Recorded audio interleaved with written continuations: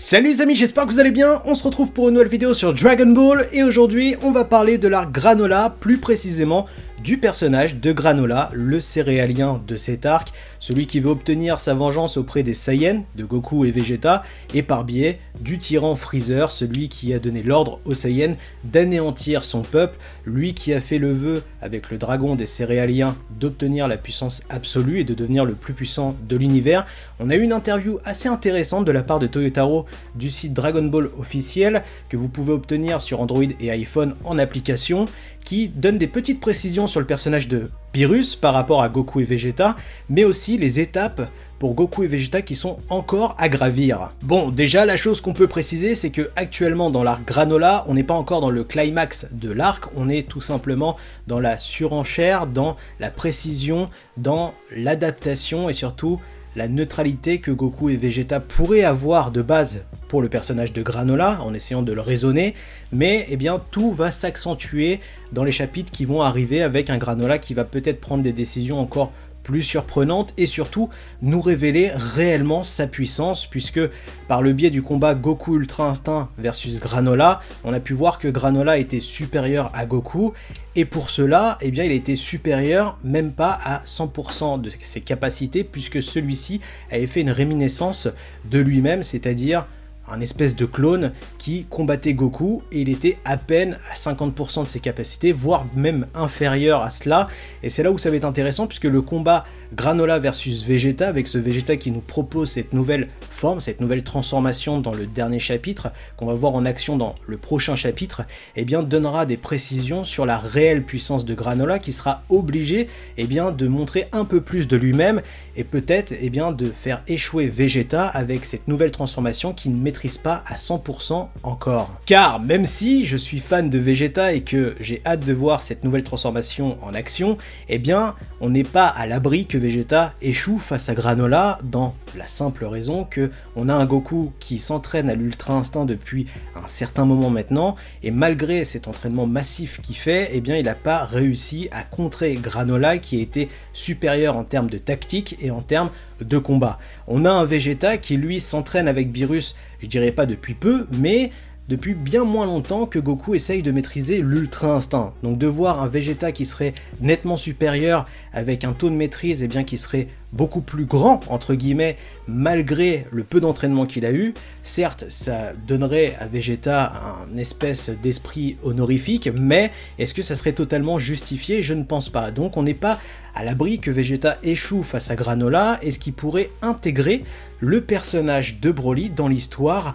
de l'arc Granola. Vous l'avez constaté comme moi, Granola aurait un pouvoir similaire au Hakai, et c'est souligné par Vegeta quand Granola se tape face à Goku. Donc ce pouvoir qui ressemble au Hakai n'est pas une maîtrise qui n'appartient pas à son peuple. Bien au contraire, Granola a obtenu ses pouvoirs à cause de son vœu qu'il a fait au dragon de sa planète, puisque ces pouvoirs qu'il a acquéris, c'est les pouvoirs qu'il aurait pu acquérir à l'apogée de sa vie. Donc il a sacrifié 150 années de sa vie, il lui reste que 3 ans à vivre pour avoir cette puissance absolue. Donc de voir un Vegeta qui aurait nettement la suprématie par rapport à ce combat avec Granola, ça dénaturiserait le personnage et le vœu de Granola. Donc on pourrait avoir un Granola qui serait obligé de montrer une puissance nettement supérieure à Vegeta pour pas perdre tout simplement, mais surtout parce que Vegeta c'est quelqu'un qui aime bien parler et des fois par son abus de confiance peut révéler certaines choses qui pourraient mettre fou de rage Granola, comme l'existence de Broly et des autres Saiyans qui sont encore en vie. Et c'est là où on revient à l'interview de Toyotaro fraîchement déployée sur le site de Dragon Ball officiel, qui nous révèle que les étapes à gravir pour Goku et Vegeta sont Beerus, Whis et Broly. Donc indirectement, en nous parlant du personnage de Broly et en nous disant que actuellement on est à peine dans l'ébauche et surtout dans le sérieux de l'arc Granola, eh bien nous dirait attention les gars, Broly va arriver. Donc si on a Broly qui intègre l'arc Granola,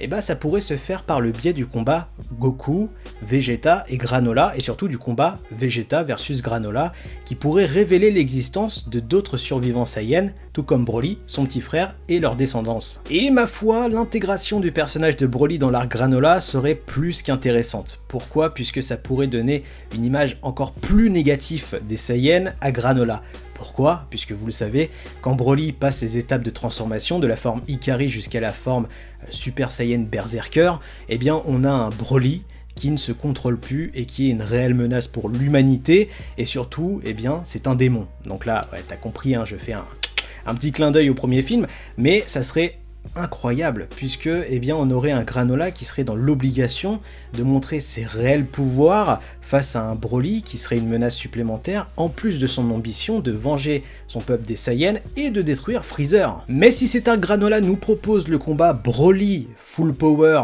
Berserker face à Granola, il faudra nous justifier la puissance astronomique de Granola. Alors est-ce que cette puissance au niveau d'évolution, eh ben on est sur quelque chose d'assez similaire que les Saiyans, c'est-à-dire que les Céréaliens et les Saiyans sont assez similaires en termes de schéma, transformation, meilleure maîtrise de technique, pourquoi pas même le Zenkai, eh bien on pourrait avoir quelque chose d'assez fabuleux, voire une transformation à Granola. On est clairement dans le stéréotype de Dragon Ball, puisque à chaque fois dans les méchants, vous l'avez constaté, on a toujours des formes 2, voire 3, ou même des transformations plus fortes que leur forme d'origine. Donc il n'est pas impossible de voir quelque chose d'assez similaire sur le personnage de Granola, sans oublier son œil spécifique, le Sharingan de Dragon Ball, qui lui permet d'être un meilleur sniper que dans Call of Duty. On pourrait avoir un personnage qui pourrait gagner ses combats par rapport à des combats tactique. Pour ceux et celles qui jouent à des FPS, eh ben, vous le savez, hein, tu peux être le meilleur tireur du monde, si jamais tu joues avec un random qui passe sa vie à se cacher et à te sniper,